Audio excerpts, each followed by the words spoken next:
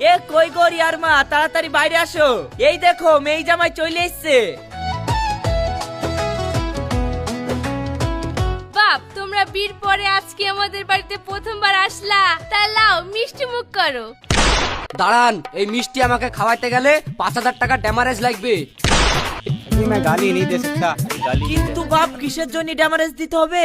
আমরা তো তোমার কোনো ক্ষতি করিনি। ক্ষতি করেননি, এই যে আমাকে কাজ ফেলি তুই আপনাদের বাড়িতে অষ্টমল্লা করতে আসতে হলো, এতে আমার কম লস। তাই আমাকে 5,000 টাকা ড্যামারেজ না দিলে আমি এই মিষ্টিও খাবো না আর এই ঘরেও ঢুকবো না। এই তুমি আর কি মানুষ গো? তুমি কি একা অষ্টমূল্যে এসছো নাকি? আর কি কেউ অষ্টমূল্যায় যায় না? কোন জামাই শ্বশুর বাড়ি গিয়ে ড্যামেজের পয়সা লাই? কে লেয় আর কে লেয় না ওসব আমি বুঝতে পারবো না, আমার লাগবে এটাই শেষ কথা। ওগো, নতুন জামাই বাড়িতে এসেছে, তুমি আর দেরি করো না, জামাইকে টাকাটা দিয়ে দাও।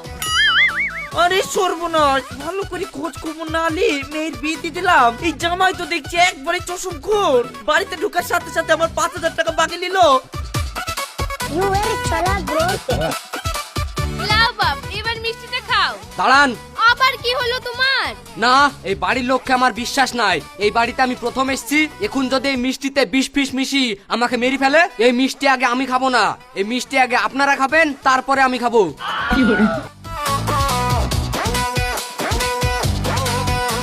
বাপ, বিশ্বাস করো এই মিষ্টিতে কিচ্ছু মেশানো নাই।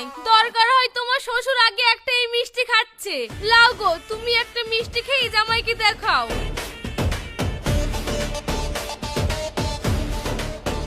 হ্যাঁ এবার ঠিক আছে। ঠিক আছে বাপ, চলো তোমরা ঘরের ভিতরে চলো। না না, আমি নিজের পায়ে হেঁটে ঘরে যাব না, আমি নতুন জামাই, আমাকে ঘাড়ে করে নিয়ে যেতে হবে, না হলে আমার খাটনি হয়ে যাবে। বলছি কি গো, ইকে কি লাথি পুতি ফেলবো নাকি? বাড়িতে ঢোকার সাথে সাথে এত অত্যাচার করা শুরু করে দিছে। আর কদিন থাকলে তোমার হাড় মাংস জ্বলি এক করে দেবে। শালা বড় লোক বিয়াই দেখি মেয়ের বিয়ে দিতে কি তো ফেরে পড়ি কেন? কি বলছো বাপ? তোমাকে আবার কে কলি নিবে? তোমার যদি একটা শালা সম্বন্ধী থাকতো তাও না হয় হতো, কিন্তু এখন কেনে ওখানে একটা গদা পালন শ্বশুর দাঁড়িয়ে আছে, সে কি কোলে করে আমাকে ঘরে নিয়ে যেতে পারছে না? ওগো, তুমি না হয় জামাইকে একটু কোলে করে ওই ঘরে নিয়ে যাও, তাছাড়া তো কোনো উপায় নাই। হাজার হোক নতুন জামাই, প্রথম আমাদের বাড়িতে এসছে, সে তো তোমার ছেলেরই মতো।